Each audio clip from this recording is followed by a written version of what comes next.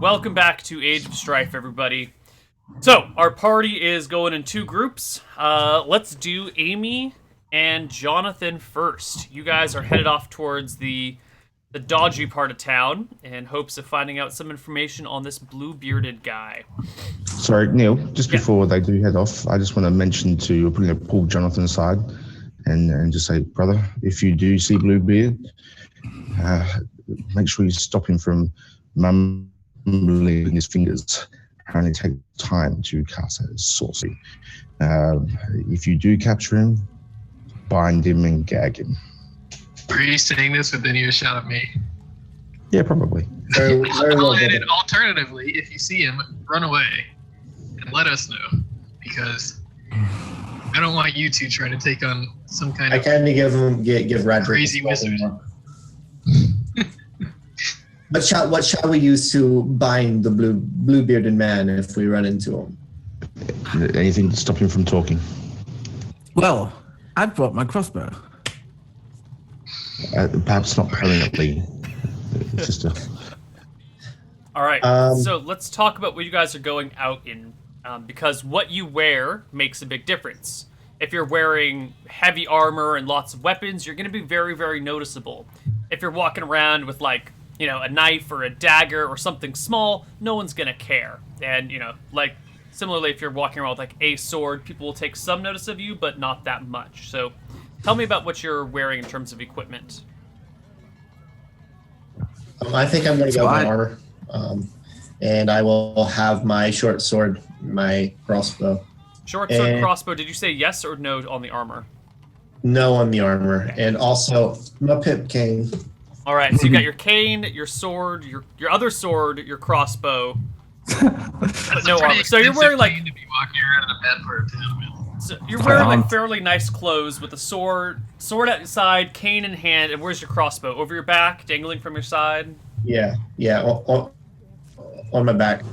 When I don't have my armor on, I got like this super sweet like black vest, and it's got like a tail that comes down in the back, and the interior part of the tail, I picture it to be like an amber color.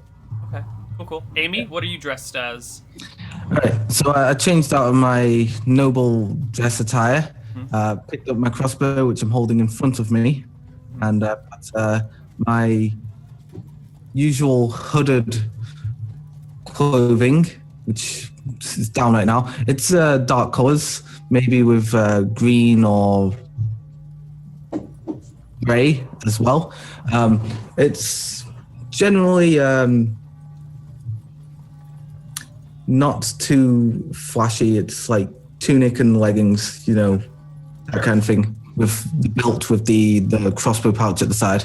Sure. And of course a dagger as well. All right, so as for your quarrels for your crossbows, do you carry them in like a bandolier across your chest? Are they in like a little box attached to your hip? Where do you carry all your crossbow ammunition for both of you? So ammunition is on a box on the belt. Box on the belt. Jonathan? Box on the belt sounds fine. Perfect. All right. So you guys are wearing weapons visibly, but you're not wearing any armor. One of you's dressed nicely, the other one's dressed kind of casually. And off you go through the city. Is there any particular place that you want to go? We had already talked about the northwest corner being the dodgy part of town. Say, little sister, what was the name of that tavern? Was it the Swish Swallow? What was it? Swamp Wash. Swamp Wash. Yeah. Shall we go there? Yeah, but keep an eye out. Space?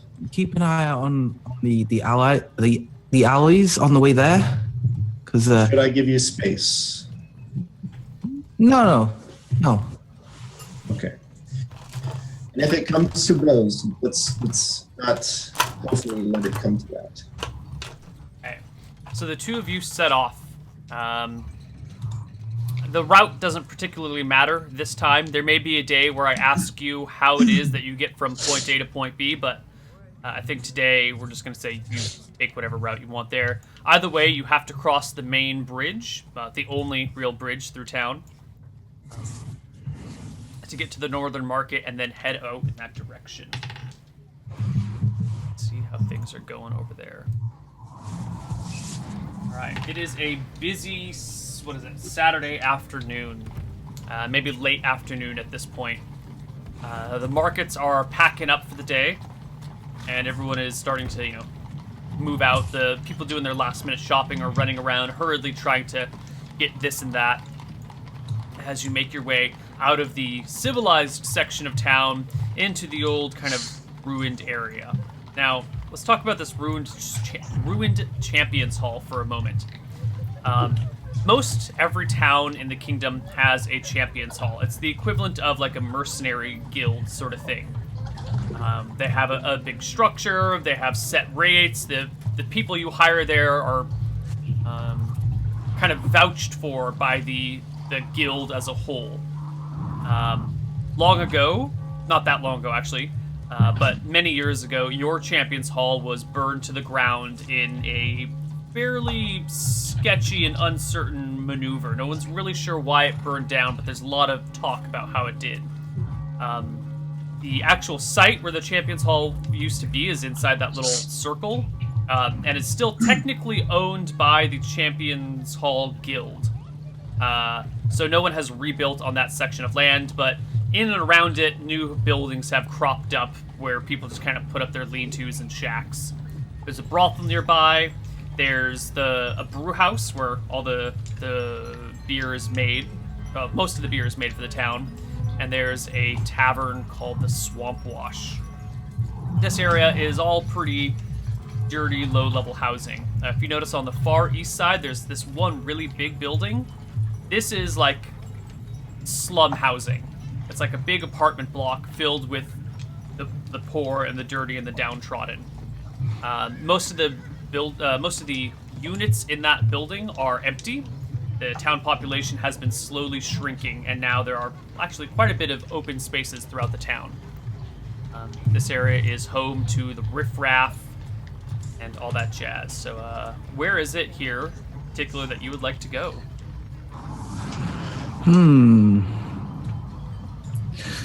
So, I'd like to meet up with some of the young people who I hang around with and terrorize the shops.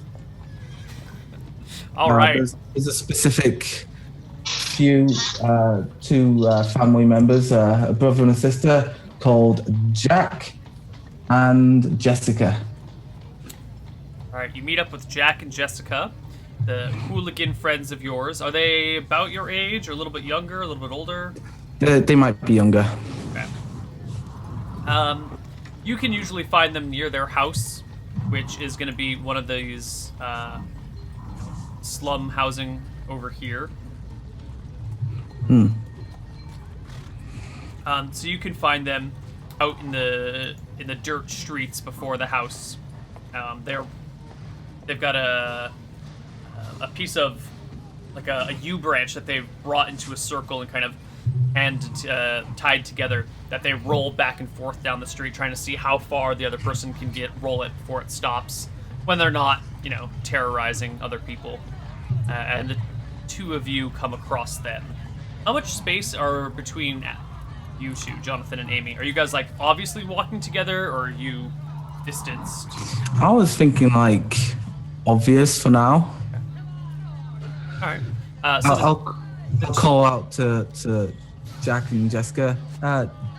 Jessica, this is my older brother, Jonathan. They look at Jonathan, his nice clothes with the long tails, the crossbow, the arming sword, and look at you with your crossbow and your dagger. Step up to them and be like, remember all those favors I was telling you about I could do? Yeah? Yeah. Now's the time. What? Okay, they lean in. What's going on? Well, I need to know. There was a fight that happened early today. All the guards have been around. Have you seen them? Yeah, they've been walking all over town. They shut the doors. No one's allowed in or out. And they brought up the grates on the river. No ships are allowed in or out.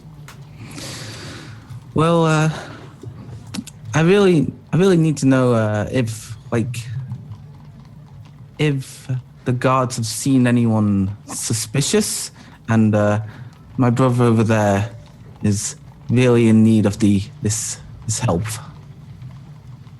Well, guards certainly didn't see anyone suspicious around here.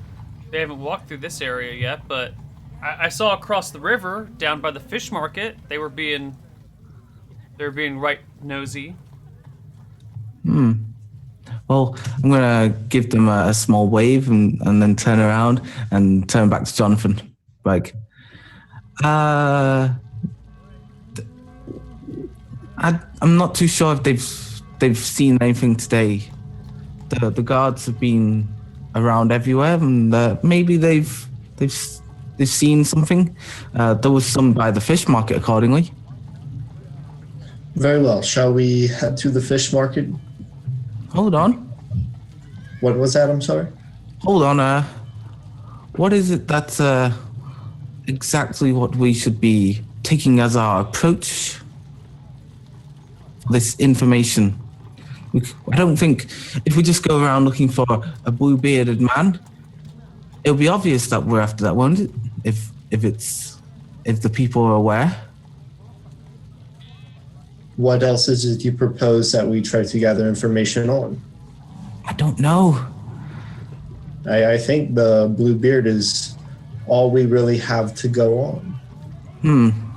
All right. Well then, come with me. Come speak to Jack and Jessica. Don't worry. They're good. Children.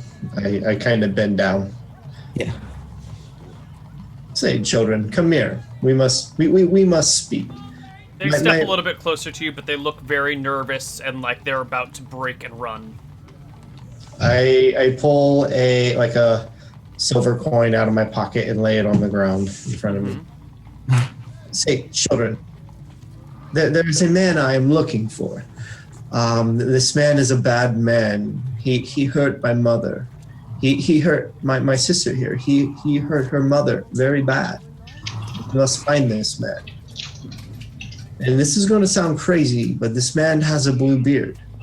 Do you know anything of a man with a blue beard? It's true. The blue beard, I didn't want to say earlier, but that's what we've been told. Yeah, there's a new gang in town. Been around for a little while. I think they're something gang. The something gang. The something gang. Yeah, and one of their guys has a blue beard. And do you know where these people hang out at? They're pretty new, but not here. Not at the Swamp Wash.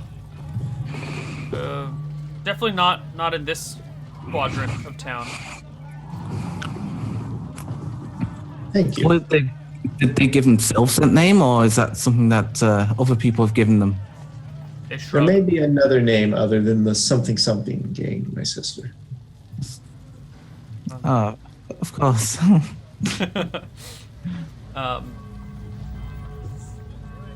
The silver coin I laid on the ground, I pick up and I physically hand it to Jack.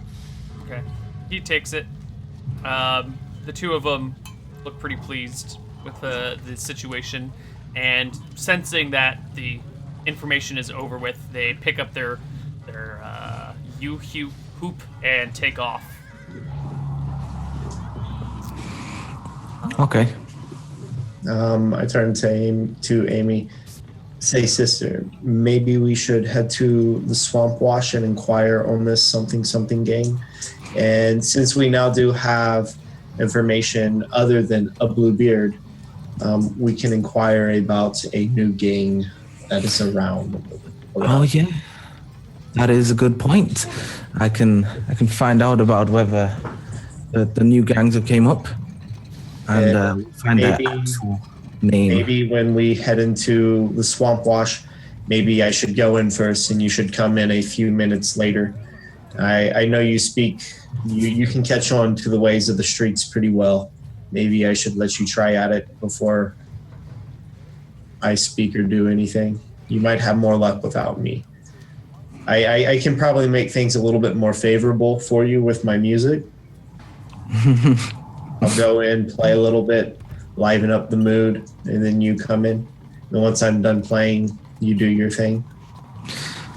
All right, that sounds okay. Very well. So we head to the Swamp Wash, Neil. I head in first. All right. Why don't we actually pause at this point and flip over to the other players as the two of you make your way into the Swamp Wash. So, Torin and Radric. By the way, Patrick, did you just change the first 3 letters of your character's name, of your name, into your character's name? Is that what you did, Patrick to Radric? I realized that it was like that, but I didn't do it when I made the name. Unintentional. Cool. It's quite nice though because it's easy to recognize my character's name. Definitely. All right, so the two of you are back down in your house. Where is it that you guys are going, and what is it that you guys are doing? Where would the guards? Where's on the map? Is the guard? The sheriff's station. Yep. I need to open the map tip. The sheriff's station is right here. Okay, nice and close. Purple building. Yeah. Yeah. I think we should. I think I'm gonna get my armor on, and then suggest that we should head down to the sheriff. Yeah. In terms of armor, how long does it take me to, since we're doing peace armor, how long does it take to doff armor? To doff it is pretty quickly. To don it is a little bit slower. Okay, right. Take a look at. There's a section here about putting armor on and on. Yeah, peace armor requires 1d4 plus 1 for removing, or 1d4 plus 1 rounds. Something like that. And 1d6 plus 4 rounds to yeah, don. D6 plus 4 to put it on, but that would be for like full plate. You only have the breastplate and chain sleeves, right? Yep. So I'm gonna say it's gonna take you just D6 rounds to put your armor on. Let's say D4 plus 2 rounds to put your armor on all the way. Mm-hmm. Okay. And if you don't mind like cutting straps, you can take it all off in a single round. If you want to make sure it's intact, it takes a couple rounds to get off. Right, okay. Radric, you've got chainmail. Mm-hmm. Yeah, I'm bringing out the whole arsenal. I'm taking a chainmail, short bow, arming sword, buckler, lasso, silk rope, Okay. arrows. All right, so you guys have the whole kit and caboodle with you. You are heavily armed, and Radric, you're taking your bow as well, right? Yeah. All right. Torin, just to be sure, you've got the arming sword and the light crossbow, and those are your 2 weapons? Yes, that's correct. Okay, and do you keep your quarrels on a bandolier or in a box? Bandolier. Bandolier? Okay. And How much? Radric, you use a quiver for your arrows or some other method? Okay. Sweet. All right, you guys make your way towards the sheriff's station. As I said earlier, the town is wrapping up for the evening, or the markets are wrapping up for the evening.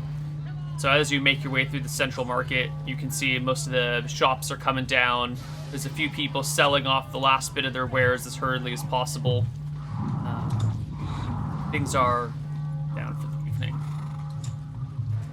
Would I be acquainted with the sheriff? I'm sure Danny would, just a retired officer. Yeah, your Danny definitely knows the sheriff. You guys have probably chatted with him a few times, and he will most likely know you by sight and by name. But your relationship with him is meh. Like, you're a noble, so he gives you the proper deference, but he doesn't know you particularly well. Yeah. And he might know you as the drunk of the nobles. So yeah, I think I did most of my drinking in the house, so as not to that's good. Draw any undue attention to myself, I guess. All right, the It's a two of small you town, head though. into the sheriff's station. The sheriff is there talking to one of the town guard soldiers, but they immediately stop their conversation when you step in. The sheriff looks up to you. Because, gentlemen, I was expecting someone from your family very soon. Yes, indeed. Yes. We're here about Danny. Yes, Lady Amberfall. A tragic thing to be attacked in the streets. How is she doing? Is she okay? Well, I think physically she's mostly okay, but she was blinded. Blinded? Yes, it seems possibly by witchcraft. Because she does not have any wounds on her eyes, yet she cannot see. It goes silent in the sheriff's station. The So sheriff you see- and the town guard exchange very uncomfortable, very nervous glances. And the sheriff goes to shut the door behind you guys. Comes in closer and whispers, "You serious? Witchcraft? In town?" Well, that's my best guess. And because of this, I'm sure you know this is a very dire situation. Very dangerous. He nods. Yes. Now, Susan, actually, what is her relationship to us? Susan? Step-aunts? Yeah, step-aunts? Susan is from the remarriage from Henry. Yeah, Yeah. so she It's is your... Roderick's half sister. Yeah. So like half aunt. Yeah, she's Yeah, your have fun. aunt. Yeah, and yes, our aunt did confirm that the blinding does not seem normal. Anyway, we came here to see if you had any information about who might have done this. Our men And chased the perpetrators for a bit, but lost them north of the temple in the twisting, turning streets. North of the temple. Hmm. I see. how long ago did your men lose them? Fairly quickly after they ran after them. The guys were fast, and they know those streets well.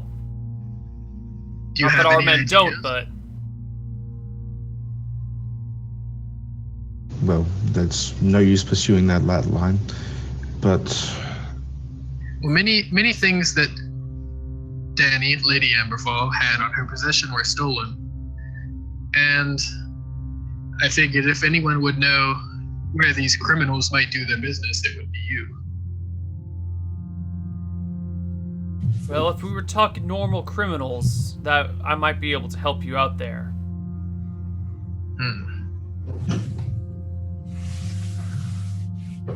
If this is truly a matter of witchcraft, I need to go speak to... We need to send a rider to Countess Lorwyn. She needs Of to be informed course. of this at once. but He we need looks to to deal with the it guard straight away. and gives him a nod. The guard exits the door, shuts it behind him. Sheriff motions for you to sit down at the table they have there. Well, we, aside from the one guard leaving, we'll shut the gates to the town. We've already raised the portcullises on the river, so no more shipping can come in or out, unless this witch can fly over walls or disappear and reappear on the other side of them. They'll be trapped in town. Yes, very good. We need to make sure he cannot escape the city. Do you have any information on who it is? Any? We do have some idea of his appearance. Danny said that the man had a blue beard. Do you know anyone who might have a blue beard? I think that sounds ridiculous, but she's sure that of what she saw. I'm not familiar with anyone with a blue beard, but that only goes to add credence to her suspicions. Indeed. Hasn't been a witch spotted in town in a long time. Do you have any idea what might have brought it out of hiding? Well, Danny did have some valuables in her possession, which I did say was stolen. And I believe that this may have been the cause. Gold? possibly gold. Okay. I don't know. Well, my men will do the best to scour the town as they can, but we are understaffed, as I'm sure you know. There's not enough money in the coffers to get enough soldiers here. It's just me and the 12 boys. We'll get those that are off duty back on today. How may we assist you, Sheriff? We will not stand idly by.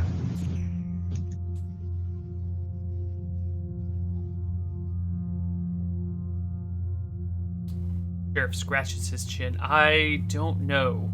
This is different. To be honest, I've never had to pursue a witch before, or a warlock, or whatever. Bluebeard must be a man then, right? Warlock? Is that the right term? I don't even know. The only thing is, it appears that they have to wiggle their fingers and mumble words to cast their spells, and apparently it takes concentration. So, if your men do find them, make sure you stop that from happening. And if you capture them, bind and gag them. Yes. So you're sure you have no idea where they might be? I don't know. Selling these items.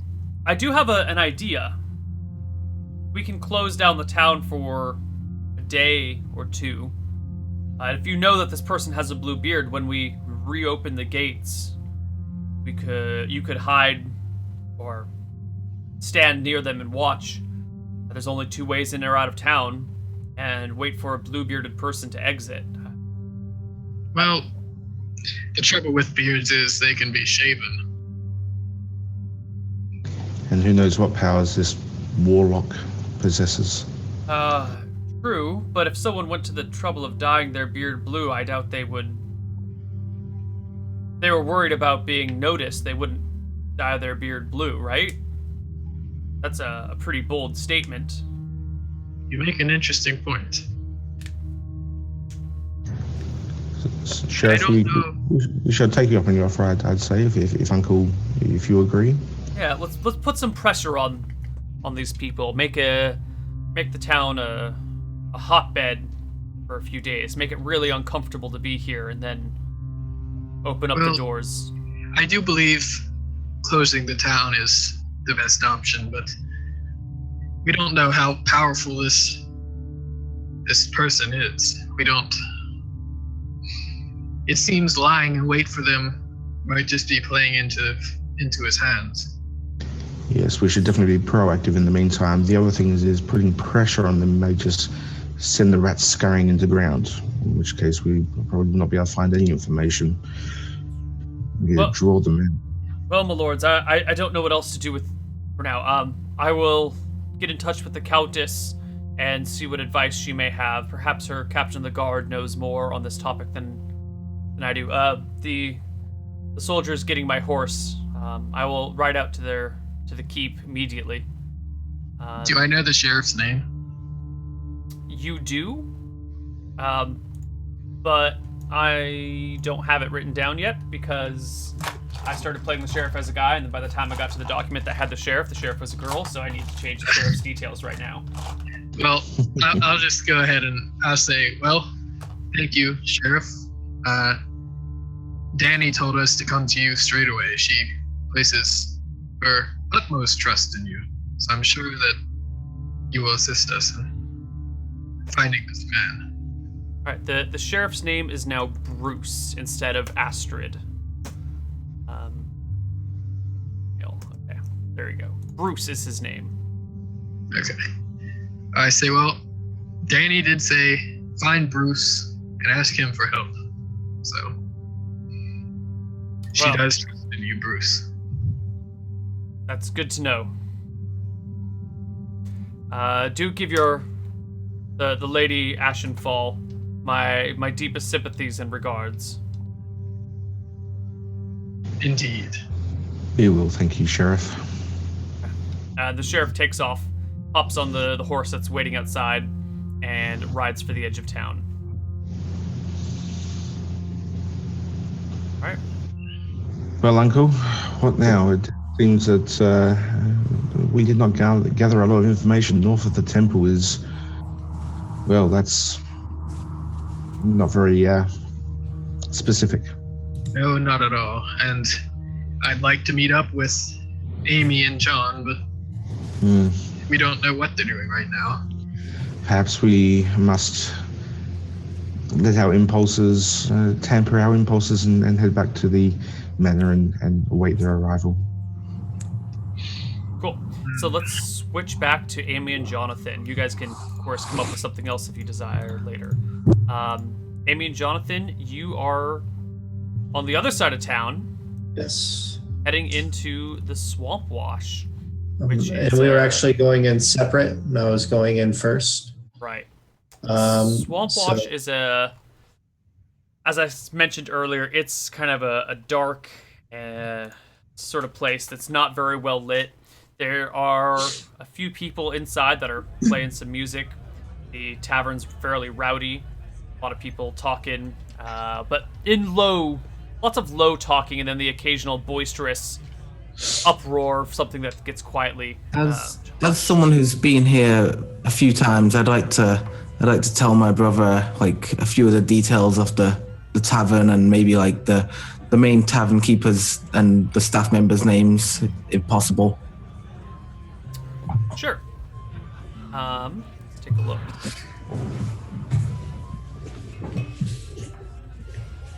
Let's see. The Swamp Wash is run by a woman named Belle. What was her name again? Belle.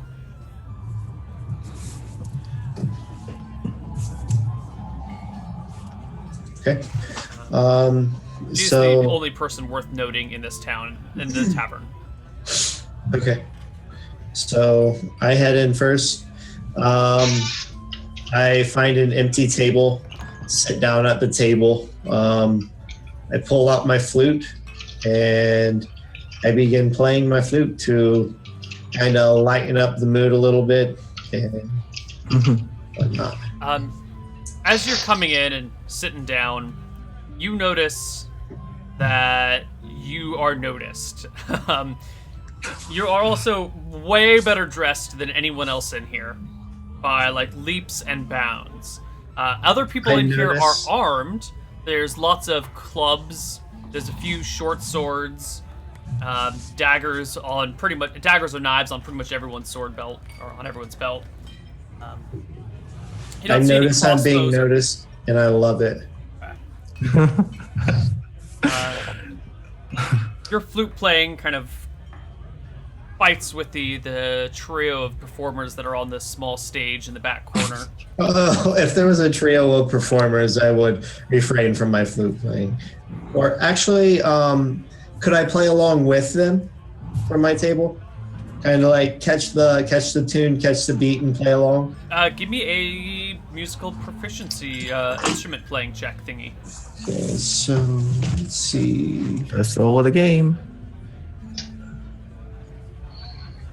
Instrument. So it's Dex -1, so it'll be 1d20 plus 11. Right. First roll of the game.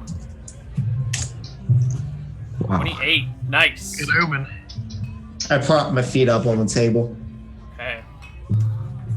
All right. You're playing well. You can go along with the rest of the performers.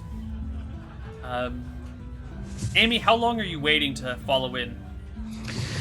I think I would stand by the door and kind of try and keep an eye on the situation in there whilst listening in as best I can. Okay. Jonathan, you play your flute for a little while. Eventually, someone comes around to take your order. It is a larger woman, maybe 5'8", 200 and something pounds, 210, 220. She crosses her arms, looks down at you, and goes, "Well, my lord, what can I get for you?" I will just take a drink, my lady. What? Speak up. I will just take a drink, my lady. Yes, my lord. Any particular sort of drink? Whatever the usual is here. Thank you. She heads back to the bar, comes back a few minutes later, plops down a large ale that kind of sloshes over the edge a little bit and says, "That'll be a silver." I pull out 2 silvers and give them to her. She takes them and returns to the bar. I'm gonna go broke. Right.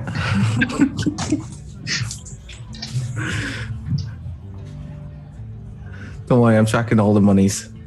All right, so you're now in here. It's a busy place. As I'm playing, I keep my eyes open and just watching everything around me to the best of my ability.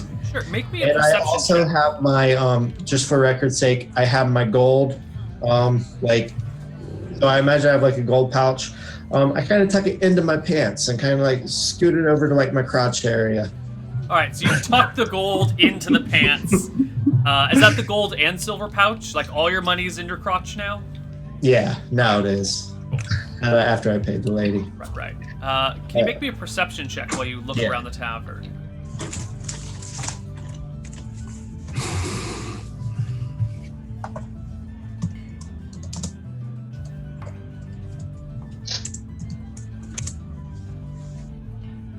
Ooh, okay. You don't see anyone with a blue beard around. You don't see anyone acting unusual, only if that's because everyone is acting a little bit unusual around here. This is definitely not the sort of happy, friendly bar that you're accustomed to, where people are having casual conversations with each other in an open and honest manner. Everyone is a little kind of leaned in, talking closely with the people that they're with, or by themselves, keeping an eye out on everything around them. There are maybe a few patrons that seem oblivious to everything else going on, but if anything, you might feel more uncomfortable by those people and their cavalier attitude in such a clearly high-tension place. Okay. When Amy comes in, I just keep my eyes on her. Try to pay attention to things around me, but make her my main focus. Make sure she's not getting in trouble. Amy? Right, after peeking in a little bit, noticing that he's doing okay, I'll put up my hood before I go in. And then as I go in, I take a look around, see if anyone's looking at me, and then pull down my hood, and then walk over to the bar. Give me a perception check. All right. 1d20 plus 11. Yeah. Very good. All right. You get a good view of the tavern as you step in. There are few people whose backs are to you, so you can't quite see any facial features they may have. But of the people that are facing you that you can see, none of them have a blue beard. You make it up to the bar, and the tavern owner comes over before to getting to the bar, I make obvious eye contact with Jonathan. Obvious to me and him.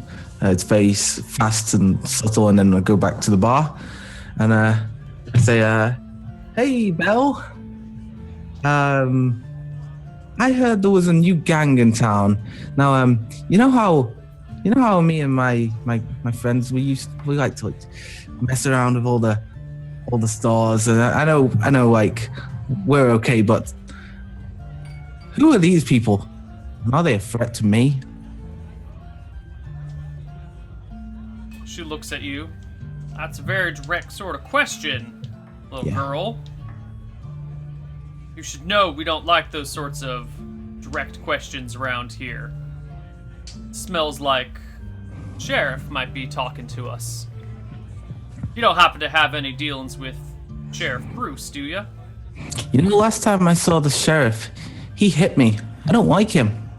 What'd he hit you for?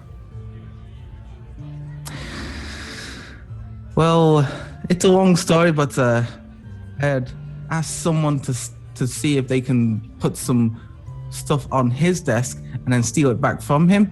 And then I was caught stealing it back from him, and essentially I got hit. And What'd you try and put on his desk? Just some coins, just to see how it would go. It was Fool of a child. If you're gonna do something like that, you gotta use a frog. You put coins on the desk, it might look like you're actually stealing from him. You could end yourself up with a good beating or a month in jail for that sort of crime. A frog? You gotta do something that's clearly not the sheriff's. Otherwise, you could land yourself in a lot of trouble. Now, you're asking about a new gang in town. Oh, yeah. Well, what do you have to offer in exchange? I ain't running a charity here, girl.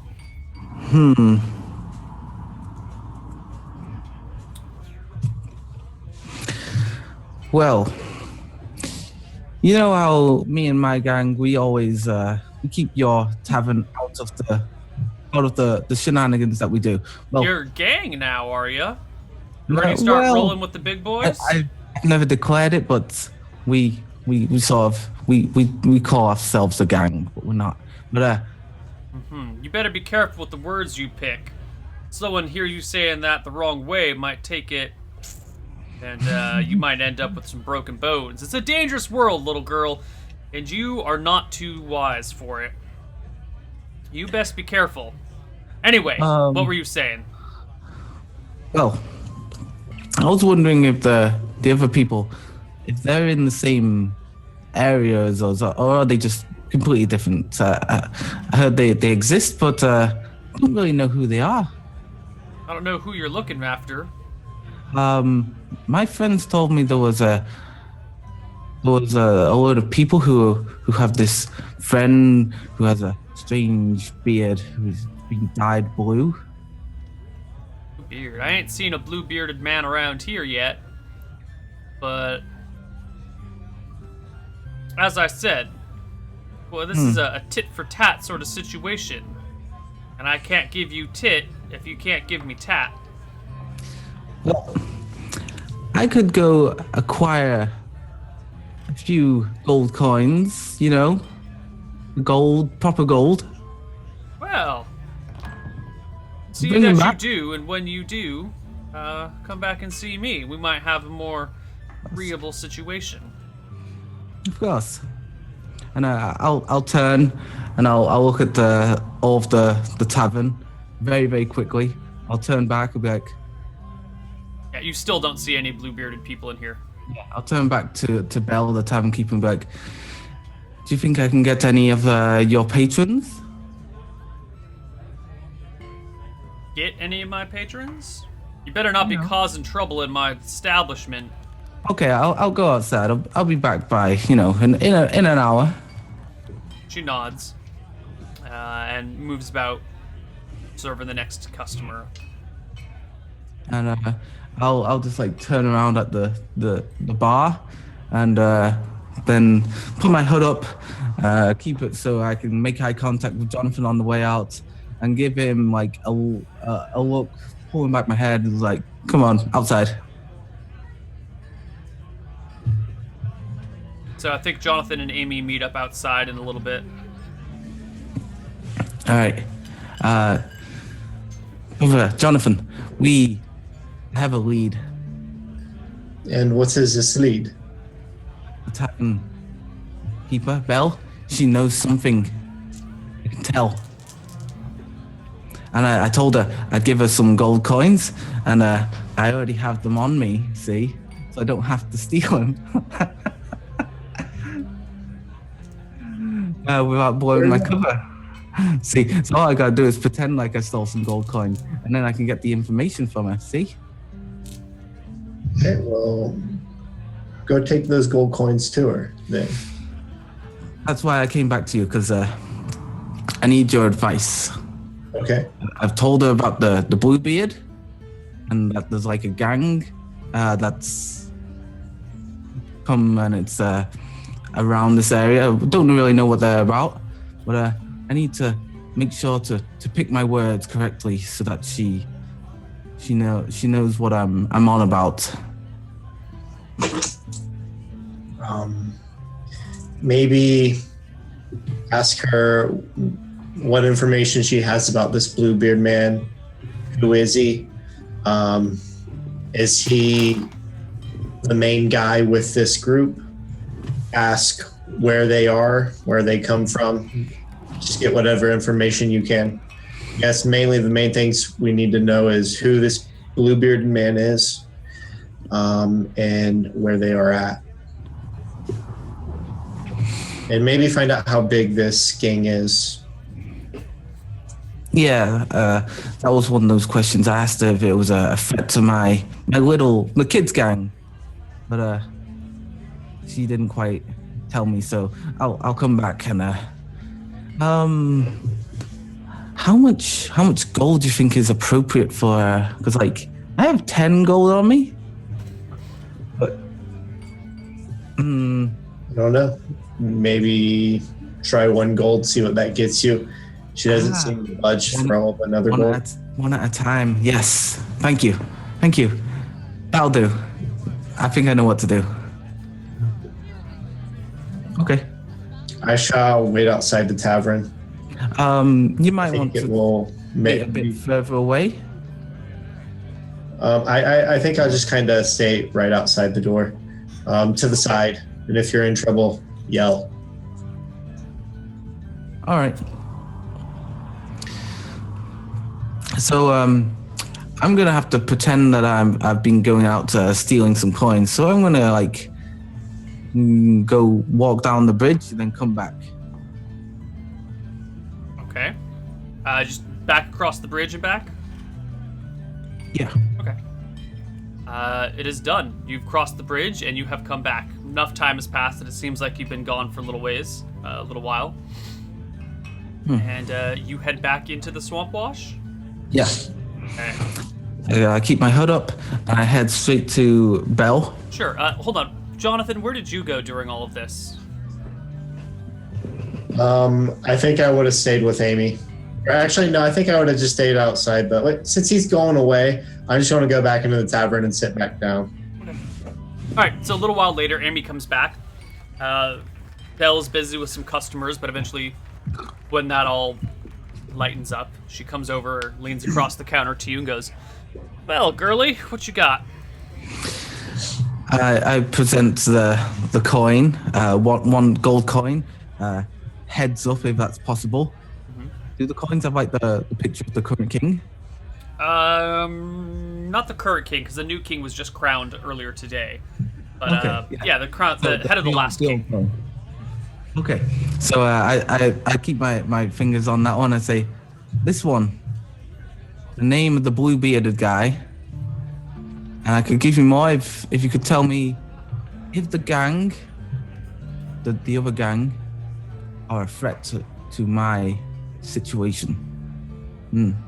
Well, let's start with the other coin first, she says. No. I don't think anyone's necessarily a threat to your situation. Let's be honest here, she says, putting her grubby fingers on one of the coins. Not quite taking it, but like resting her fingers on it. Let's be honest, girly. You and your friends are just a bunch of little hooligans. No one takes you seriously. I take it seriously. Well, you're the only one. Until you start pulling some real jobs, start getting some real trouble going on, people are just gonna keep assuming you're children playing at adults' games. All right. She plucks the gold coin from your fingers. Yeah, so I pass that one on and say, so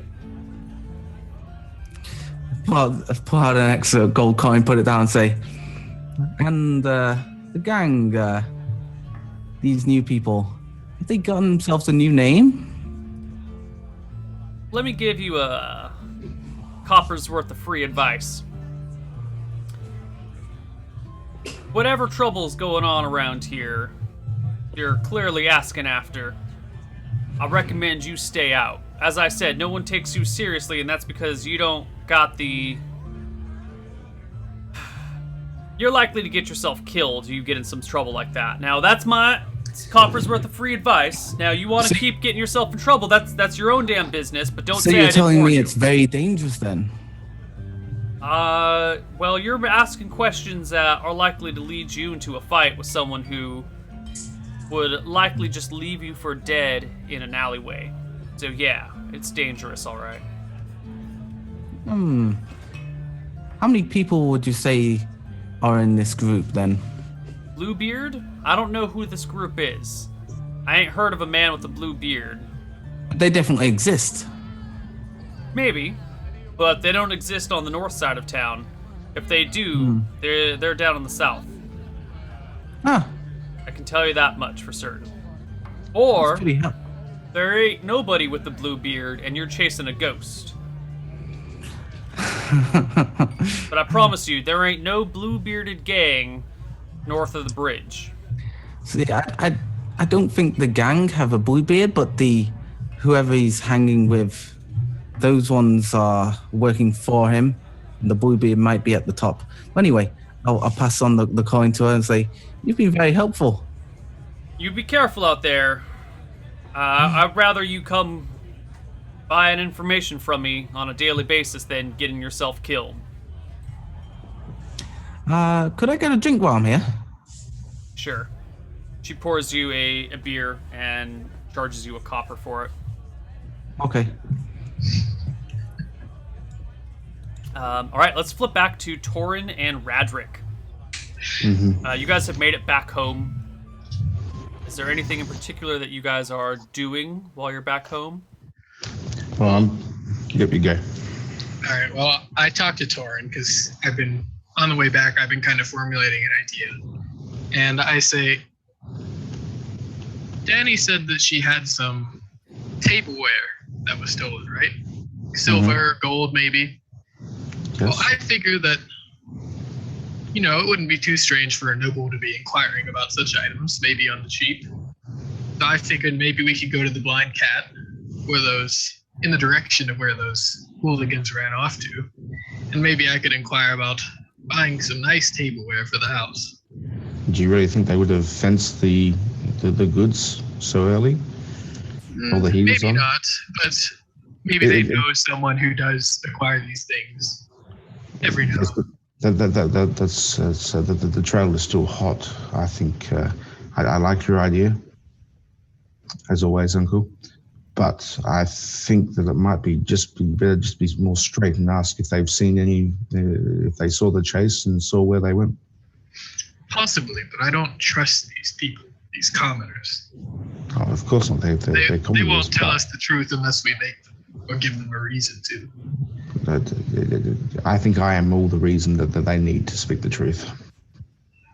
Sometimes my face has its advantage. No, we're not stirring up trouble as such, but I've noticed that I have a very intimidating presence.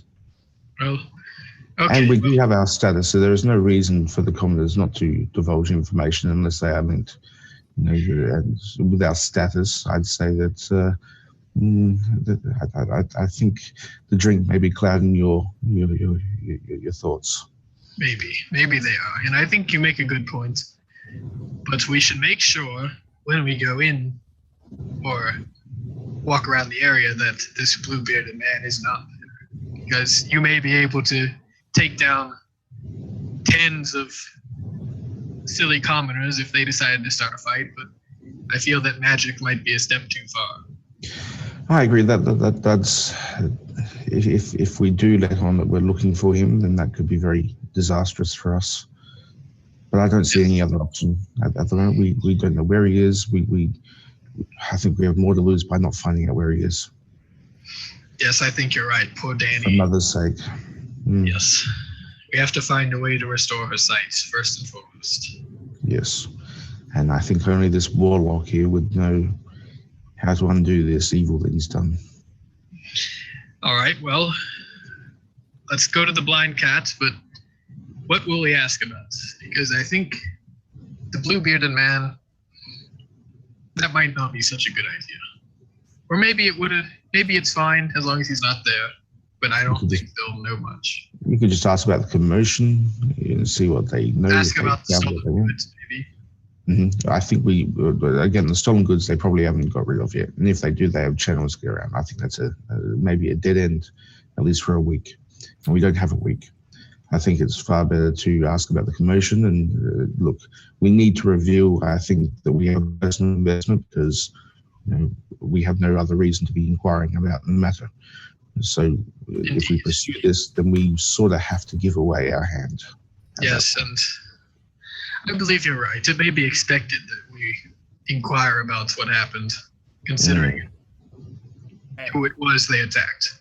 At the moment, we have a certain risk of mother being in danger versus the potential risk that they could find out and there be reprisals. I think we need to combat the certain risk versus the potential risk. I agree. Let's head out, though. All right, so the two of you head to the Blind Cat, still fully equipped? Yes. For this, I am going with, we are at a place, and that is exactly how it's meant to be. Okay. The two of you enter into the Blind Cat. The Blind Cat is located in, I don't want to quite call it the middle class part of town because it's not really a middle class, but the people in this neighborhood are a little bit better off. If you notice, this group of buildings in the west or the eastern side of town over here would be the wealthy commoners. They're all kind of well spaced apart, larger houses, maybe a couple of servants of their own. So the Blind Cat is near the wealthy part for the commoners to live. In fact, this whole section that I'm drawing right now, and you'll be able to see in a moment, this whole area is like the well-off commoner section. That said, where the Blind Cat itself is, you can see the housing is pretty packed tightly together, but still, the people there are slightly better off than the rest of the town, just a smidge. The Blind Cat is let's see what notes we have on it. We have no notes on it. The Blind Cat is a decent sort of establishment in the middle of this region of town, right next to the temple. You make your way in, and it's well lit. People are having nice civilized discussions. They're talking back and forth.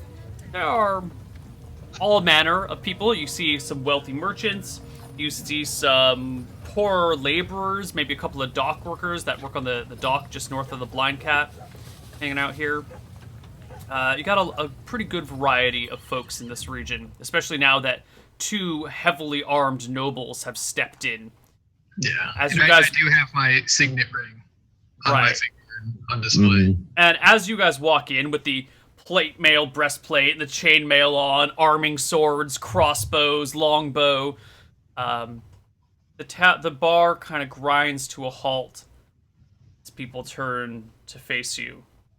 People in this tavern are clearly not used to heavily armed people walking into the tavern. There's a moment where everyone's eyes are on you, and then they go back to what they were doing and try and pretend like, that's not a big deal. Yeah, I notice it, and I say, apologies, everyone, go about your business. And I head up to the barkeep. Okay. The barkeep, moves away from whatever he was doing a moment ago and comes over to talk to you. Gentlemen, my lords, what seems to be the issue? There was a commotion in the area earlier today, maybe a couple hours ago. Yes? I was wondering if you or anyone else in here know what might have happened. We heard the bells ringing, and I heard that the gates were closed. Something about a noble attacked in the streets. Yes, unfortunately, this is true. This is a matter of some urgency, which is why we are here. We just wanted to find out because it appears that the guards lost the muggers in this area of town. So we're hoping to inquire as to your patrons, and hopefully, if you could do that on our behalf, we'll be most grateful. Yes. As to if we can get some information so we can bring the culprits to justice. Of course. Tell me. Well, what can you tell me about these people? What can I do to help you? How may I be of assistance? He seems kind of nervous. Face to face with, heavily battle scarred, 6 foot tall, 250 pound, 18-73 strength, plate mail armed man.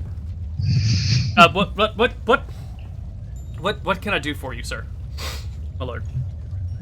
Well, if you could just bring the general attention to the inn and get everyone's attention and say that we are looking for information about some muggers, or if anyone saw the chase, particularly anyone with a blue beard. Sure. And say that there will be some monetary reward for any information. Of course. He pulls a stool over behind the bar, gets up on top of it, and calls out, "Attention! Everyone, may I please have your attention? Excuse me, you over there, please. There seems to have been some problems in town, and these two gentlemen would like to ask you all some questions. I would ask that you give them your full attention. My lord's Ashenfall." I'll the whole step forward. bar is looking at the two of you right now. Uncle, would you like to do the honors? Yes, and I survey the crowd of people because I assume they're all looking at me. And I look for a blue beard. No blue beards in the bar. Okay, well, I get up in the center of everybody and I say, "My fine people, there was a mugging earlier today, and the culprits seem to have escaped into this part of town. And we are searching for any information that may lead to the capture and justice being done. Do we know how many common bandits there were besides the blue-bearded guy?" No. Okay, there were a few common hooligans, bandits, and there was also a man with a blue beard. Any information you might have about what has happened will be Will be what? I'm sorry, I missed that last bit. rewarded. Can you make me a charisma check, please, Radrick? Yeah.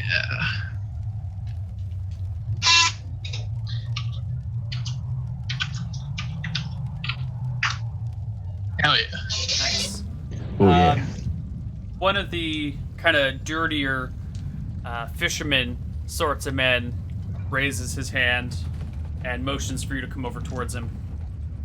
Okay, I walk over. Right. The whole bar kind of turns to watch you guys head over in that direction, and the barkeep gets back up on his chair and says, Now people, get back to your business. There's nothing to see here. Let the nobles do their work. Would anyone like a drink? Anyone?" And the bar Yes, slowly... and as he says that, I say, "Yes, drinks on me." And I throw the barkeeper 2 gold. All right, mark the 2 gold down. He takes it. Immediately, people come over and start getting some drinks, and the bar begins to pick back up. The fisherman scratches his head and goes, "You're talking about a man with a blue beard, right?" Yes, indeed. Yeah, I seen a man like that come into town recently. He came in on the river. It was accompanied by a woman, maybe a few days ago. Do you know what this woman looked like? Well, I didn't get too good of a look at either of them. Let's see. God, he said his name. I think his name was Zan or Zaddle, or it definitely started with a Z. Zora, Zane. I ain't too sure what his name was. The girl he was with was real pretty, black hair, sharp eyes. They rode in on one of the boats. Went over to the east dock. I know because I was fishing out on the end of the west dock, and I'm sorry, they went to the west dock. I was fishing out on the end of the east dock, and the blue beard caught my eye. It was in the evening time, and well, and the pretty girl. You're looking at fish all day, hoping not to catch a carp, and you see a pretty thing like that float by, and you take notice. I ain't never spoke to them, but I heard them talking, and she could definitely call them Zabby or Sonder. I ain't remember exactly, but they went on down towards the west dock. One of the west docks. West dock. Yes, sir. Yes, my lord. Yes, my lord. Did they meet with anyone, or did you just see them walk off? I just saw them being rowed down on a boat. Someone else was rowing them in. How long ago was this? Oh, 3 or 4 days ago. This week for certain. Thank you. Is that common for boats to be coming into the through the river? Yeah. So let's talk about the river for a moment. This is actually an important thing that we should discuss. The river that runs through town is laden with these giant carp who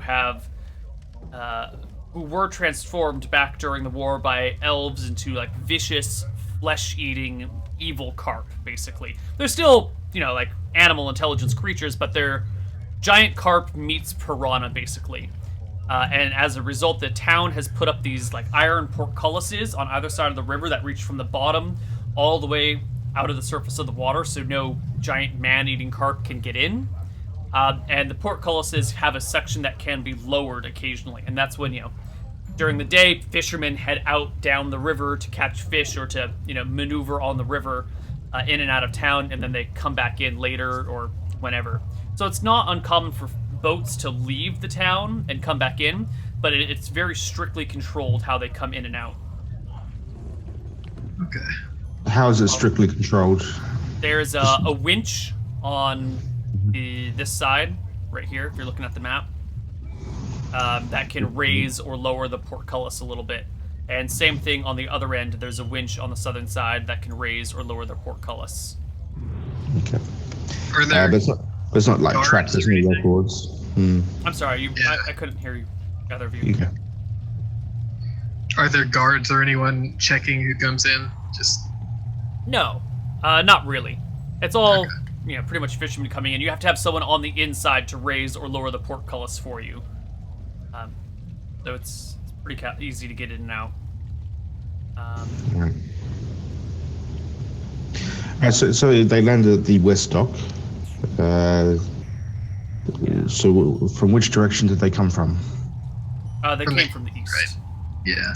Yeah. East. All right. Well, I say, well, thank you, good sir, and I put a gold on the table and I say, "You sure you can't remember his name?" Oh, I wish I could. But I know where your estate is. If the name comes to mind, I promise I'll run it right over to you. Hell, I'll even go ask any of my buddies down on the dock, see if any of them know. That'd be wonderful. Thank you. Mm-hmm. Very well. Thank you for your time. Okay. All right. So, Amy and Jonathan, were you guys wrapping up and heading back to the house? I don't remember. I believe we just we were leaving the swamp wash and at least heading back to the southern side of town. Say, might, Amy, we might have a chat on the way there. before we head back, do you think you could round Jack and Jill up one more time? Or what were their names? Jack and Jessica. How can you Jack and forget? Jessica. Okay. I apologize, little sister. Why don't we actually take our break here, and we'll come back with you guys rounding up Jack and Jessica. And we'll see you guys on the other side of our break in a few moments. Bye-bye, everyone. Okay. Bye.